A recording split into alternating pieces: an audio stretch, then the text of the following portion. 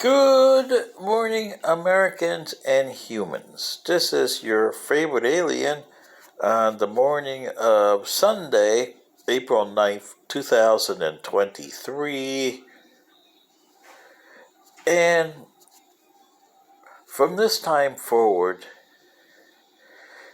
I'm quoting a letter that was meant for you from your favorite guy.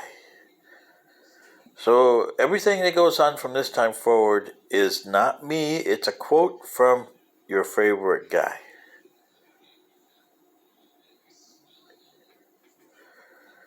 Good morning, my children.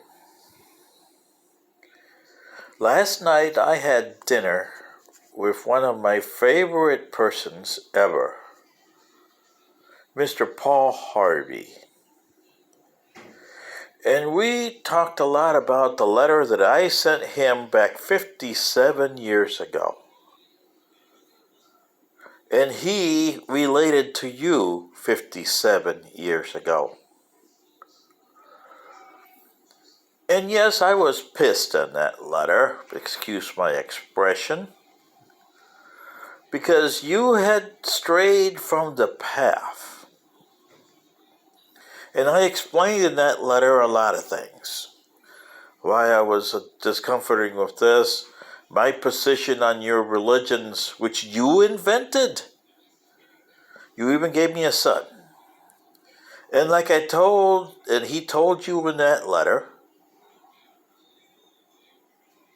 I neither confirmed nor denied that he was my son.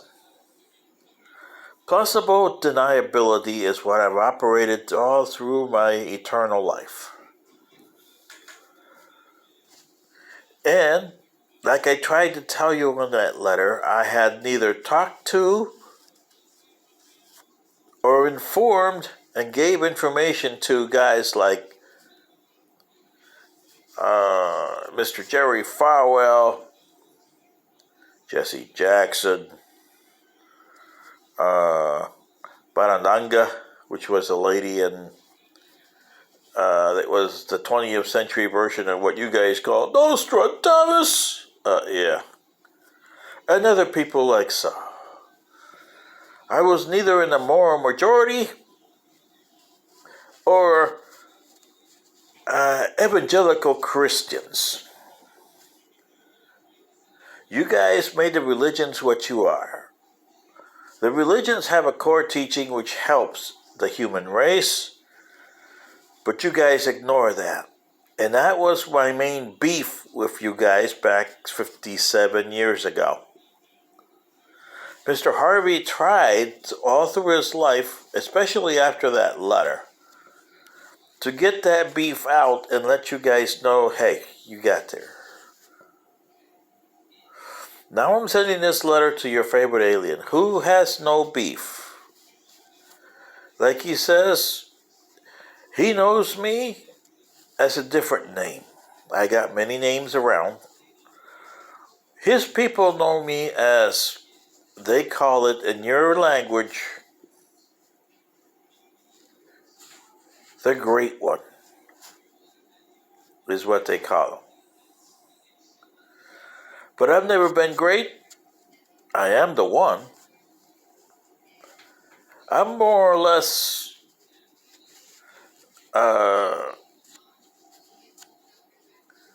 and not the great divine one either. Just because I'm live longer, I have a lifespan. Don't know what it is yet. I've been around for a very long time. And I've gone to different places and tried to instill virtues on different peoples of different compositions. You happen to be humanoids. Others happen to be of other persuasions. And there are other people that, like me, are incorporeal. They consider themselves, as you call them here on earth, gods. They live a long time too. Some of them live thousands. A few lived a few million years, but everything has an end. I have an end. Don't know when that'll be yet. So you see, whoever created me will be my supreme being. I'm a being, but I'm not supreme. Do I have faults? Yes. Just like you and everybody else.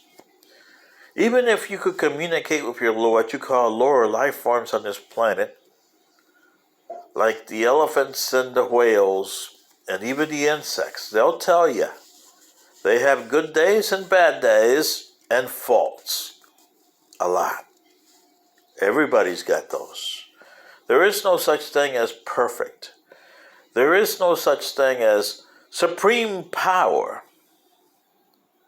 I have power and I could go around and really make everybody supreme. And if I was the God that you guys think I am, why would I want arrested development? And that's what I tried to tell Mr. Harvey. We spent hours last night talking about that letter I sent him. And he got it. He had no dispositions at all on how to do it. Mr. Harvey already knew what the situation was.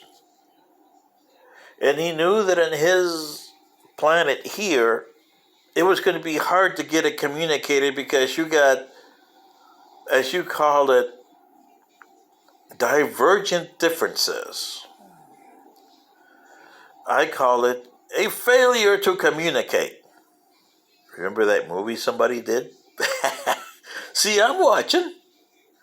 Failure to communicate is what I would tell you humans. Failure to communicate here. No matter what religion you are, Christian, Jewish, Hindu, Islamic. The three religions, Islamic, Jewish, and Christian, all developed from the same line of people. From the Mesopotamian people. And what's funny is that if you read the Gilgamesh story, which goes back, 6,500 years or so, and it still says that Easter today was older than they are, and they attribute it to a race they called the Anunnaki. Was there a race like that? Well, my version here is to give you pointers on what to do and how to do it without giving you advice and saying, oh yeah, I got technology here, I can give you this and you'll have this. What is that going to do to you? Look at the technology that you have accumulated. You're doing less today than your ancestors did, and you get nothing accomplished. They accomplish more with their hard work than you do with your technology. You've accomplished one thing: self-destruction and extinction. I've seen a lot of my people do that over the eons here. And that's what got me pissed. I never got over being pissed in 65 when I wrote the letter to Mr. Harvey and he put it on his program and gave it to you guys. And you guys did exactly the same thing you'll do to this letter from the alien. You'll throw it into file 13. I am neither a supreme being, although I've been around a long time. Eons, longer than you can count on your fingers. You don't even have enough zeros to know what my age is. Put it this way. A trip to your next star, Proxima Centauri, as you call them here on Earth, is a little over 4 light years. And according to you, your calculation of a light year is about 6 trillion miles. So take the number 6 trillion And that's still way short. It's like the distance that you traveled with your Voyager 1, as the alien put it in one of his videos. Yeah. 46 years and you've only gone 24 billion. And, you got to go 24 trillion miles to get to Proxima Centauri. See, humans, here is the problem according to you guys. Supreme Being here, I gave you one thing, and I told Mr. Harvey, free will, and Mr. Harvey agrees. And you guys have put that and thrown it away to file 13 and not done anything with that. You've taken my name and done a lot of things that I look back and say, oh my gosh, they used my name for this, they used my name for that. Hey, and the problem is you guys used my name the wrong way. Wars here, wars there, Islamic and Christians fighting over a territory that 3 religions claim and none of them owned.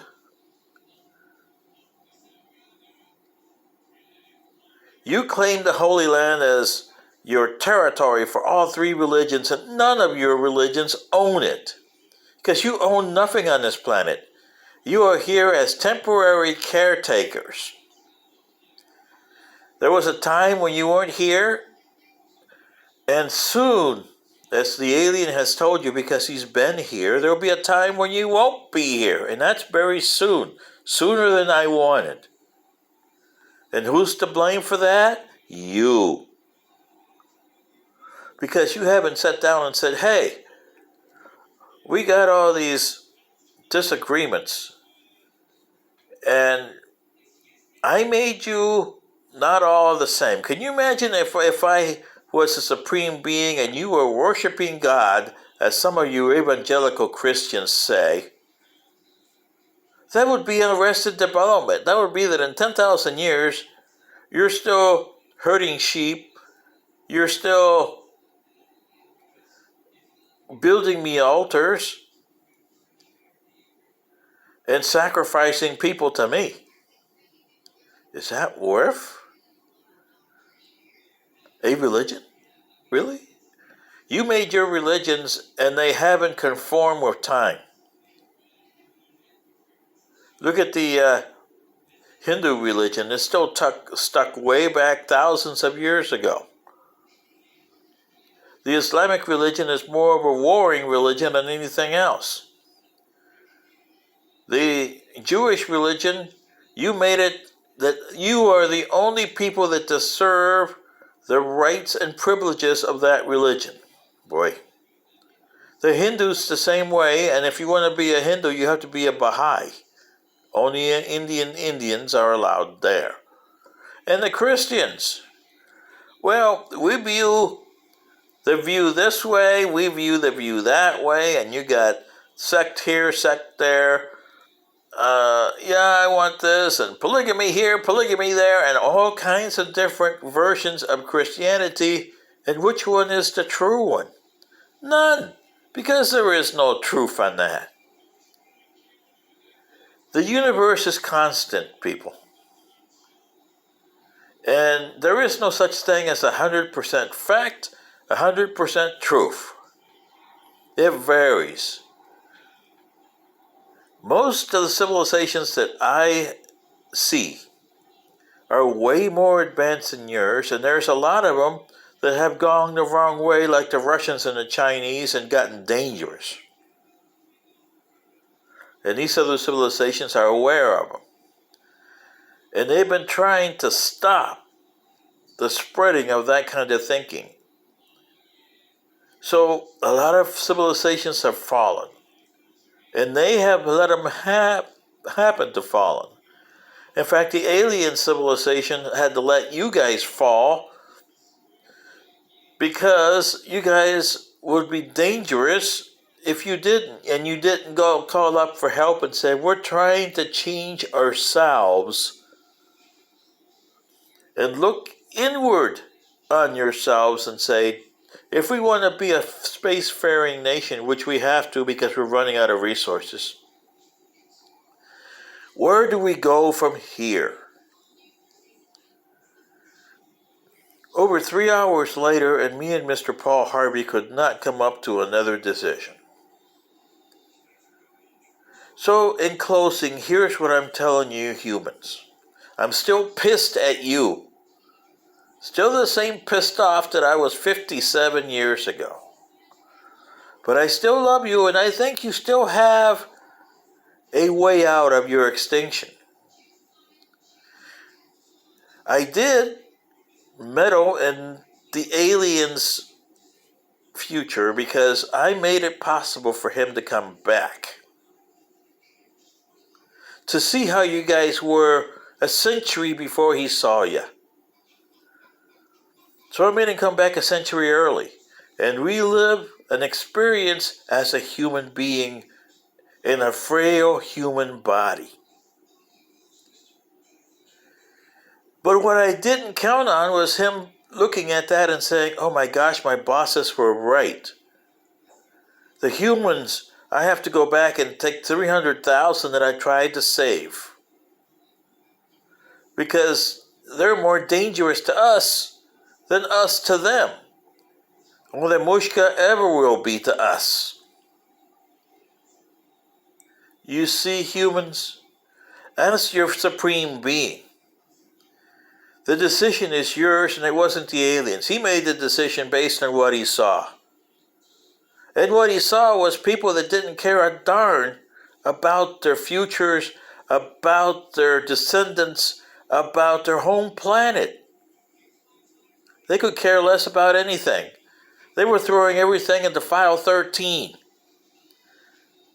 And everybody has told me that I know, G, Mr. G. They call me a lot of names. I like Mr. G.